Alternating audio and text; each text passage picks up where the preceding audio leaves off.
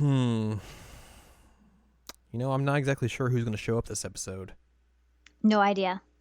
No idea at all. Mm-mm. Just as shocking. It's going to be just as shocking as last week's episode, where we were completely surprised about who this episode or that episode was about. Wouldn't it be helpful if they just told you like who would be in the episode and the title of the episode? Yeah, just take the surprise out of it. Just completely spoil you. Like, why not? Yeah. Yeah. Who needs to wait to figure out exactly what's going to happen in the next week? Just be like, hey, we're going to do this next week. Just look forward to it. Mm-hmm. Nobody would get mad at that. No one. Everyone loves spoilers. Spoiler culture, it's one of everyone's favorite things about the internet. It's true. Absolutely true. Hello, welcome to your favorite spoiler podcast. This is Jared, and I watch Sailor Moon Crystal. I'm Jared. That's Anne Ladyem. Hi. And we are here on episode 32 to talk to you about Act 31, Infinity 5, Sailor Pluto Setsuna Meiou. We watched Sailor Moon Crystal. Yeah, I said that. I know, I'm saying that we watched it with a past tense. I was about to like, wait, did I not say it? Oh God, help. No, you said it. I'm just saying that's what we did. We past tense watched Sailor Moon Crystal. It's true. Parts of it, not all of it. This episode particularly we watched. We did, which we have a new character to talk about. New? Newish. Okay. We technically haven't seen the civilian form. Correct. We did sort of in the last episode. But I haven't had a lot of interaction with, yes. We haven't had like some conversations with them. Like we're just talking to the screen like, hey, what's up? What you doing? Up? Tell us about yourself. Tell us about yourself. So this episode basically kind of starts off with Motoki and Reika being like, hey, Setsuna, you want to come hang out with us and go get dinner? Drinks. And Setsuna's like, nah, fam. I already ate, but thanks. I got work. I got spoken my like a true grad student. She's like a freshman. Oh, what So it's spoken like a true freshman. Nah, fam, I'm good. I'll catch you on the Snapchat. Oh my God. She does not look like a freshman. No. Also, Haruka and Michiru don't look like high school students. Okay, fair. They also look like they could be freshmen. Yeah. In college. Nothing about this makes sense. You're right. So that happens, and then Motoki and Reika go off, and they're like, we're going to go to dinner. Let's go over there. No, it's spooky. It's very spooky. Don't go to the Mugenzu area of Juban. It's very spooky over there. Too spooky. You'll too spooky for me. You look over and it's got like lightning clouds and darkness, and you're like, oh, okay. Why is nobody concerned about this before? Nah, it's fine. No biggie. Nothing's ever gonna happen over there. No, you always have like people in TV shows get upset about like things moving into the neighborhood that will mess up their neighborhood. And it's like, oh, hey, here's this thing in the neighborhood. It's like dark and spooky. This could be fine, right? Here's this giant area that just appeared out of nowhere. No one talked about it for the first 2 seasons. And then now it's just magically here. And also it's very ominous and spooky.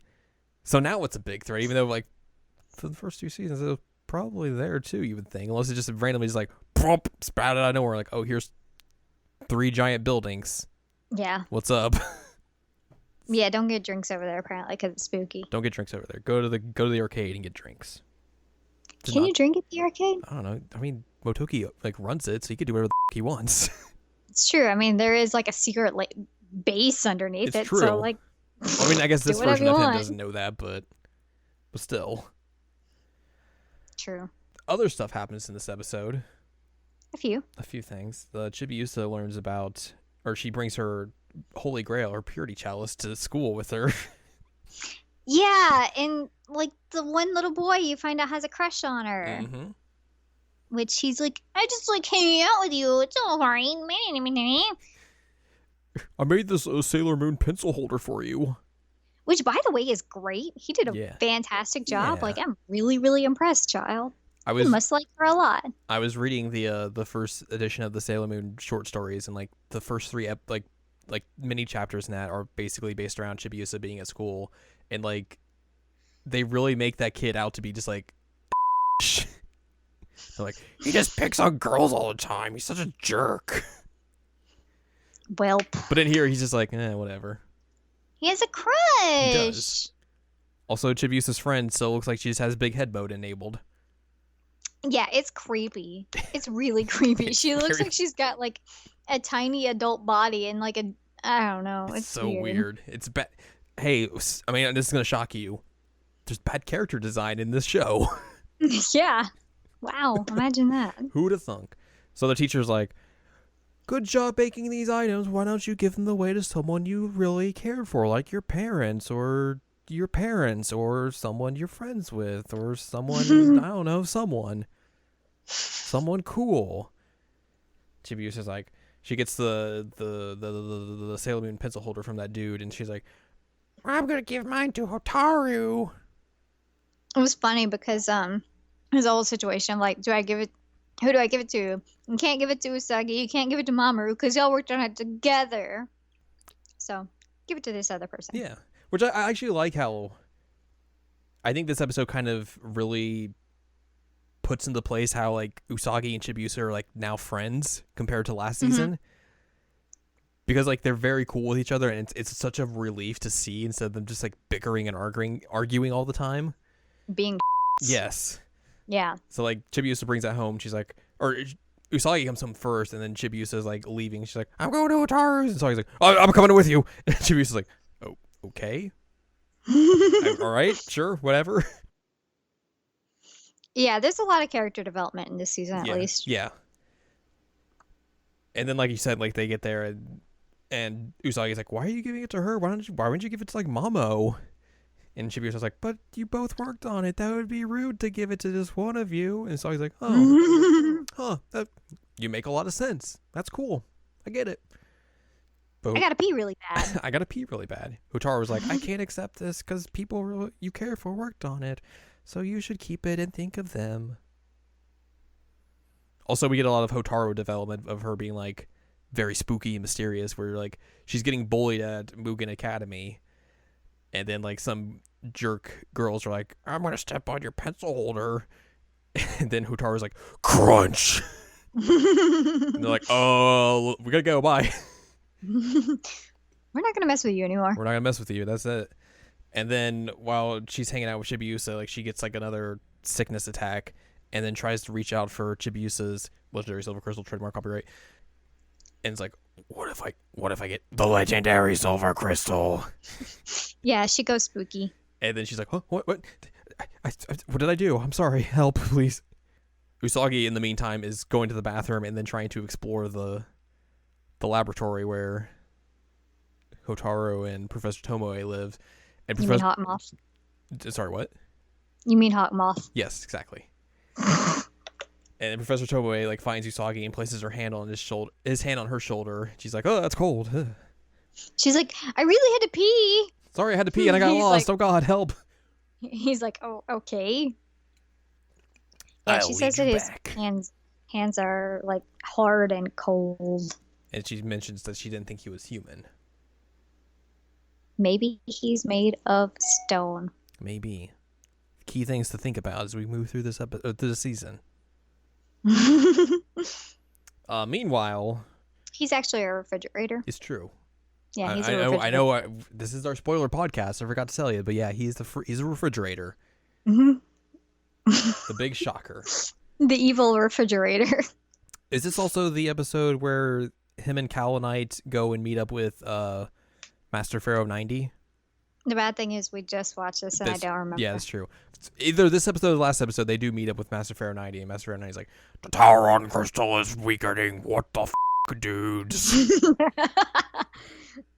Refrigerator's not doing your job. Which, like, I'm sure I probably said this earlier this for the season, but man, it's a relief that Master Pharaoh 90 sounds very ominous and threatening compared to Wiseman, who just wanted to go get drinks. Dude, bro. Dude, bro. What up, bro? But yeah, the other side plot of this episode is Plants. Jupes and plants. Mm-hmm. Jupes is like in her horticultural club. I'm probably just completely butchered that word. Horticultural. Yeah. And then she's like messing with some plants, and this dude in there is talking to her. She's reminded of her senpai, Tom. Oh, this dude Tom has the like hunk. the Tom the hunk.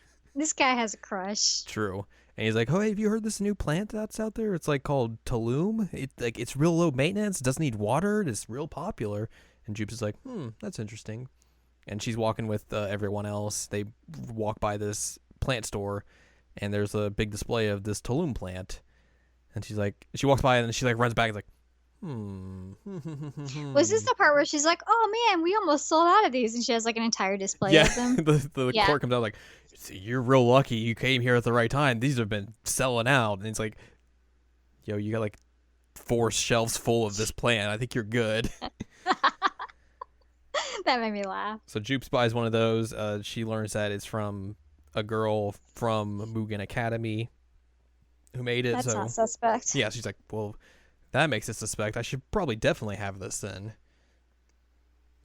Meanwhile, Usagi's very just distraught over Haruka and Michiru still. Very sad. Very, very sad. That's pretty much it. And then Makoto and Minako are hanging out at Makoto's place while the Tulum plant's over there, and she's like, "Yeah, I got all these plants that I got, man, they're just not doing well. It's a real shame. Let's fall asleep at this table. I'm gonna dream about my senpai." The hunk. Tom the hunk. Tom the hunk. Minako wakes up Makoto's like, "Yeah, you should look at your plant. It's kind of crazy. The Tulum plant is bloomed and also somehow killed all the other plants." It took its life force. Yes. And then Makoto just like takes the knife that she had for like apples and is like, shoo, shoo, shoo, shoo, shoo, and like cuts up that Tulum plant. It's like real cool. Yep. She's like, "Oh, this is bad. We should probably go try the others." So she runs And into then Usagi and Chibi-Usa, and they're in like this place, like a bus station or train station or something, and they're looking at the map of the Mugenzu area, and weirdly enough, it has some familiar names for some of these subsections of it. It does. Imagine that. Interesting. So the rest of them run up and like, "Yo, this is bad. We gotta go check out Mugen Academy. The garden's our enemy. That's real bad." Greenhouse. The greenhouse. And then Haruka and Michiru walk by, and Usagi's like, "Oh no, I must run after them." In the most dramatic way possible. So that happens. Yep. And she's still very sad. But meanwhile, we go to the Mugen garden greenhouse. I tried to say garden and greenhouse back then. I was going to say garden house. Garden house. Garden It's a good house. name for it. Which Fight. they find a lot of people just passed out. There's a lot of Tulum plants, and then we meet Telu, who is also a member of Witches 5.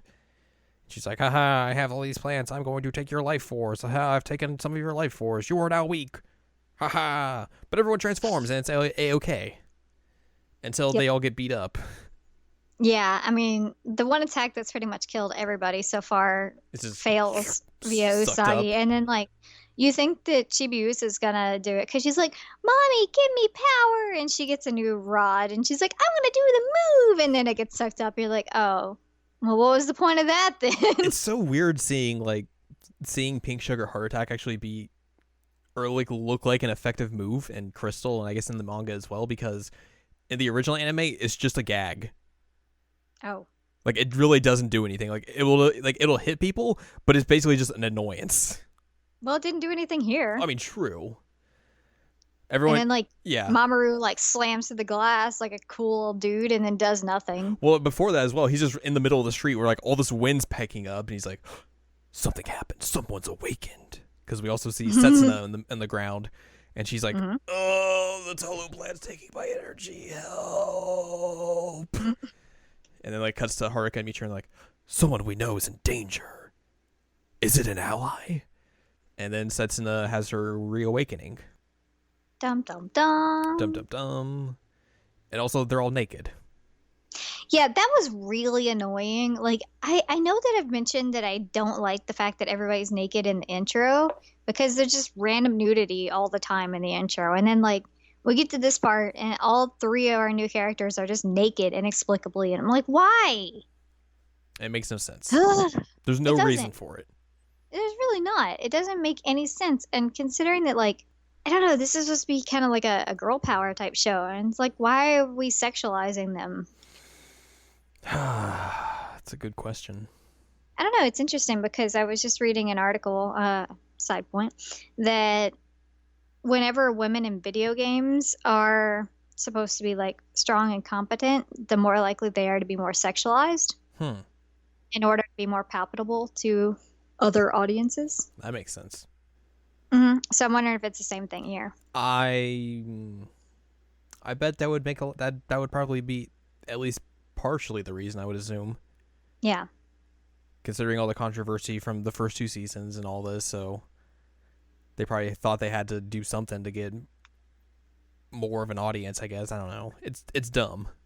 Moral of the story, it's dumb. You don't need sexualization to be good. No. It's annoying. It made me really, really mad. It did. But yeah, Setsuna reawakens. Everyone transforms. As you mentioned, Mamoru comes crashing in because everyone else is getting beat up. He's like, but he literally does nothing. He's like, just hello, yells, I'm here. Oh, boy. Chibi-Usa! This is not good. Yeah, no, I mean, he just slams through the glass and yells Chibi-Usa and then, like, Just there for no shows reason. up again. You're like, all right, cool. Glad you showed up, bro. Moral support. Talu has, like, transformed into, like, a plant monster and is about to, like, wreak all sorts of havoc on everyone. But then you hear the words dead scream, and then Talu just gets fucking obliterated. Obliterated, and has, like, the creepiest scream in the world. And then it pans over and, hey, what's up? It's me, Sailor Pluto. I'm back, motherfuckers. Oh, it's so nice. I'm happy to have her back. Legitimately, like, when her reintroduction in that scene is probably, like, one of my favorite moments of this season. Because it's so bad. Yeah, it was really cool. And some of this season has been weird for me. Right. Especially because of the art. But, like, at that point, I was like, yes, she's back. It's rad. It's very, it was very a really, rad. really cool moment. But it was kind of spoiled by the title because we knew she was coming back. I mean, yeah. And also by the last week's episode where it's like, oh, hey, what's up? Yeah, that too. It's a me. Pluto. Wow. Let's talk about some changes. Let's do it. Here are some changes from the manga. Manga. Only Sailor Jupiter, Sailor Moon, and Sailor Chibi Moon attack Talu prior to her transformation. Okay. Reika doesn't pull Motoki's ear on the train for complimenting Setsuna on her beauty. Motoki doesn't comment on Reika being afraid of the Mugenzu area as being cute. When Sailor Chibi Moon used Pink Sugar Heart Attack on Talu, the witch was hurt so bad by it that she had to transform and take on a daemon form. Oh, that would have been cool. Yeah. It would have at least given that attack some kind of like clout, whereas now it's just like, oh, well, it just got sucked in. Yeah. Makoto suspects Usagi is conflicted because she started developing feelings for Haruka. Oh, no. And then Makoto tells the boy in the gardening club her plants haven't been doing well. Very important change there. Very important. And then from the original anime, Setsuna was never shown to awaken to Sailor Pluto. She already was the guardian of time when she met up with Sailor Moon and the others when the Space Sword and Deep Aqua Mirror were revealed. There were no suspicions of strange shifts in space around Mugen Academy, which I think that's the reference to Setsuna, like, trying to talk about that. Setsuna almost fell victim to a Taloon, but was saved by her Garnet Rod. Only Sailor Moon, Chibi Moon, and Pluto and Tuxedo Mask had fought Talu. Pink Sugar Heart Attack had a more comedic, childish effect on his opponent. Luna P never turned into the Pink Moonstick. Sailor Chibi Moon already had it with her when she returned from the future. Talu never took on a monstrous appearance. Talu could release vines from her hand, which would constrict her opponent, constrict her victim and electrocute them. Jesus. And then Talu perished when she grew a Taloon into a giant. Tuxedo Mask destroyed her amulet holding the pure hearts, freeing them, and Talon attacked her and forced her to use her electric vines attack on it, destroying them both. That's a very poorly written sentence. It is. I don't even understand what that means. She got ate by one of her giant plants. Okay, that makes more sense. Thank you. So yeah, that's pretty much this episode.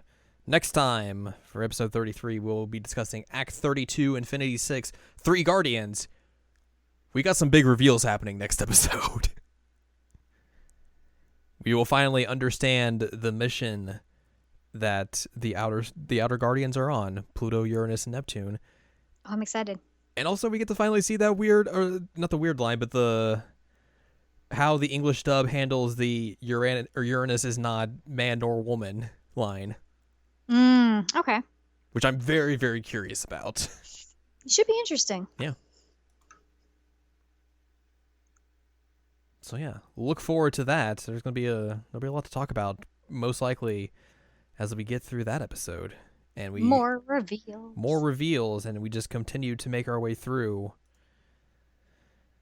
season 3. I think after this we have 7 episodes left. Oh god, I don't know what I just did. Okay, 1, 2, 3, 4, 5, 6, 7. Yep, 7 episodes. Wow. We're almost halfway. Yeah. Halfway through you being done with this art style. I hate the art style so much. I literally cringe every time we start it up, and I know that's so sad because people hated the original art style, but I'm like, ugh. It makes me want to hurl everywhere. It's grody. Do you have anything else you want to say about this episode before we? Nope, I got nothing. Cool. Well, for more from us, go to seasonlanimecheckup.com or sec.cool for past episodes of this podcast and other podcasts like Season Anime Checkup and Season Anime Checkup OVA. And you can also find columns and reviews on the site as well. For more from Anne Ladyem, go to anneladyem.com, where she has cool columns and reviews on her site. And you can follow us on Twitter, twitter.com/animecheckup for when we tweet stuff. And you can be like, wow, I'm so informed by all these tweets.